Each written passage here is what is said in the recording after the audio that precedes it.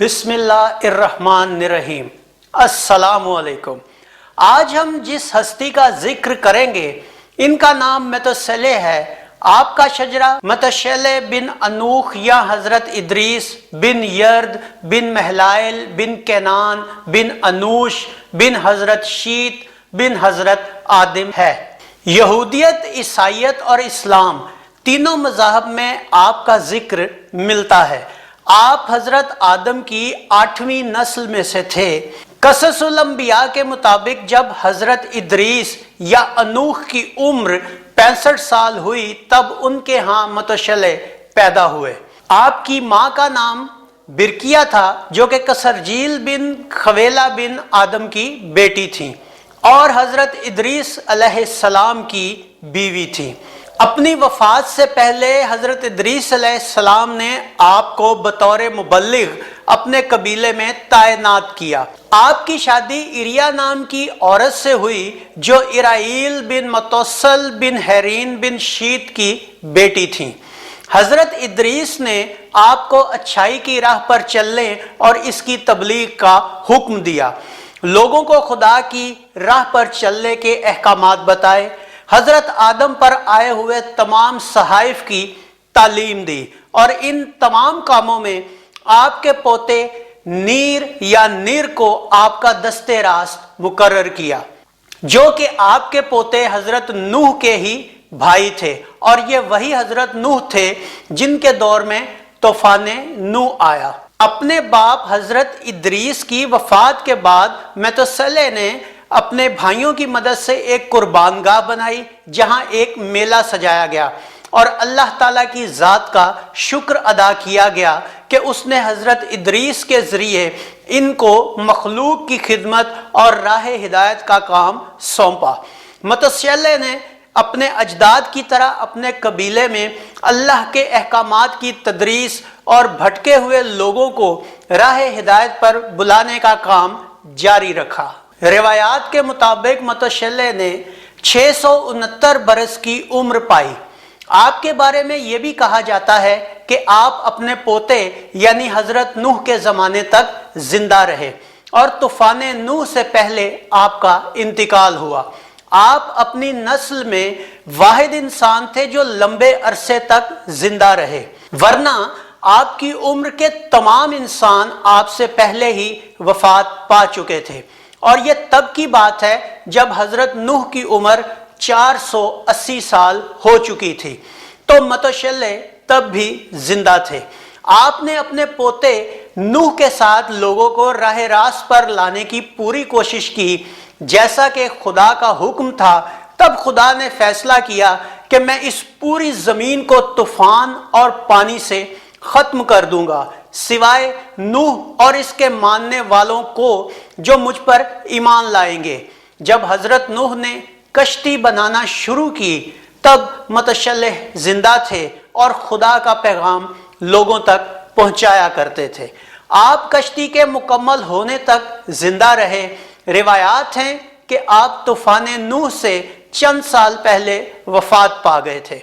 तूफान नूह से पहले आपकी वफात तक क्या मुद्दत थी, इसके बारे में तारीख खामोश है। आपका तूफान नूह से पहले वफात पा जाना हिकमत खुदाबंदी था, क्योंकि रब ने वाज़े कह दिया था कि तूफान में सब गुनाहगारों को हलाक करूंगा और चूंकि आप एक नेक इंसान थे लिहाजा तूफान से पहले अल्लाह की जात ने आपको पहले ही अपने पास बुला लिया। तौरात और बाइबल में तो आपका जिक्र मिलता ही है, मगर इस्लामी कुतुब खुसूसन कससुल अंबिया अज इमाम इब्ने कसीर में और दूसरे इस्लामी मुअर्रिखीन जैसे इब्ने इसहाक और इब्ने हिशाम भी कसरत से आपका जिक्र करते पाए जाते हैं। आपकी वफात कैसे हुई, आप कहाँ दफन हैं, ये तमाम बातें माजी में ही कहीं गुम हो गई और इनके गुमनाम होने की वजह शायद तूफान नूह भी हो, क्योंकि खुदा के हुक्म से इस तूफान ने दुनिया की हर चीज जानदार बेजान गर्जिया के सबको सफाए हस्ती से मिटा डाला था। लामिक। इसी वीडियो में آج ہم جس دوسری ہستی کا ذکر کریں گے ان کا نام لامک ہے۔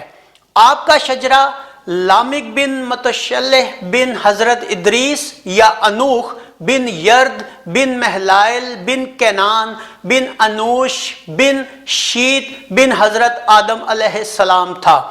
یہودیت اور عیسائیت کے علاوہ اسلام خصوصاً قصص الانبیاء میں بھی آپ کا ذکر ملتا ہے۔ عبرانی یعنی یہودی زبان میں آپ کو لامیک، یونانی میں آپ کو لامخ اور عربی میں لامک کہا جاتا ہے۔ آپ متشلح کے بیٹے اور حضرت نوح کے والد تھے۔ اسلامی روایات اور کتب میں آپ کو لمک کہہ کر بھی بلایا گیا ہے۔ آپ کی بیوی کا نام بحوالہ انجیل اشوما بتایا گیا ہے، لیکن اسلامی کتب خصوصاً طبقات ناصری میں آپ کی بیوی کا نام کیکوس یا کیکس بھی بیان کیا گیا ہے، جو برالیک بن متشلح کی بیٹی تھی۔ چونکہ آپ بھی متشلح کے بیٹے تھے، اس حوالہ سے کیکوس آپ کی بھتیجی بھی لگتی تھی۔ آپ کا حوالہ بحیثیت حضرت نوح کے باپ کے اسلامی کتب میں بھی پایا جاتا ہے۔ آپ حضرت آدم کی 8ویں نسل سے تھے۔ بعض کتب میں درج ہے کہ اگر حضرت آدم کو پہلی نسل مانا جائے تو آپ 9ویں نسل گنے جاتے ہیں۔ قصص الانبیاء از امام ابن کثیر اور بائبل اور توریت کی روح سے آپ 182 سال کے تھے جب آپ کے ہاں حضرت نوح کی پیدائش ہوئی۔ حضرت نوح کی پیدائش کے بعد آپ 595 سال مزید زندہ رہے۔ آپ حضرت آدم کی زندگی میں ہی پیدا ہوئے اور حضرت آدم علیہ السلام آپ کی پیدائش کے بعد 56 سال تک مزید زندہ رہے۔ لامک نے 777 سال کی عمر پائی۔ انجیل کے مطابق آپ طوفان نوح سے 5 سال پہلے دنیا سے چلے گئے۔ چونکہ اپنے اجداد کی طرح آپ کا شمار بھی نیک اشخاص میں ہوتا تھا، لہذا خدا نے آپ کو اس سے پہلے ہی اپنے پاس بلا لیا، کیونکہ خدا کا وعدہ تھا کہ میں بروں اور گناہگاروں کو ہلاک کروں گا سوائے نوح، اس کے خاندان اور اس کے ماننے والوں کے۔ آپ کی وفات کیسے ہوئی، آپ کو کہاں دفن کیا گیا، یہ باتیں تاحال سیغہ راز میں ہیں، لیکن تاریخ بلاد فلسطین و شام کے مطابق حضرت نوح جس مقام سے اپنی کشتی میں سوار ہوئے وہ وادی بقا کے نام سے جانی جاتی ہے، جو موجودہ بعلبک اور دمشق کے درمیان واقع ہے۔ اس حوالہ سے اگر دیکھا جائے تو متشلح اور لامک کا مدفن بھی وہی ہونا چاہیے، کیونکہ یہ دونوں حضرت نوح علیہ السلام کی زندگی میں ہی اس دنیا سے کوچ کر گئے، تو لازمی بات ہے کہ ان کا کفن دفن بھی حضرت نوح کے ہاتھوں ہی ہوا ہوگا، جو کہ خود بھی وہیں یا اس کے قریب کسی وادی میں رہائش پذیر ہوں گے، مگر ان سب کے نشانات طوفان نوح کی وجہ سے صفحہ ہستی سے مٹ گئے۔ تو یہ تھا حضرت نوح کے والد اور ان کے دادا کا قصہ۔ امید ہے آپ کو ہمارا یہ ویڈیو پسند آیا ہوگا۔ اگر ہمارا یہ ویڈیو پسند آیا ہو تو اسے لائک کیجئے، ہمارے چینل کو سبسکرائب کیجئے اور بیل آئیکن کو دبانا مت بھولیے گا تاکہ ہمارا آنے والا ہر نیا ویڈیو آپ تک پہلے پہنچے۔ کمنٹس باکس میں اپنی رائے کا اظہار ضرور کیجئے گا، جو ہمارے لیے بہتری کا سبب ہے۔ اس کے ساتھ گلفام کو اجازت دیجئے۔ اللہ تعالیٰ آپ سب کا حامی و ناصر ہو۔ اپنا بہت سا خیال رکھیے گا۔ اللہ حافظ۔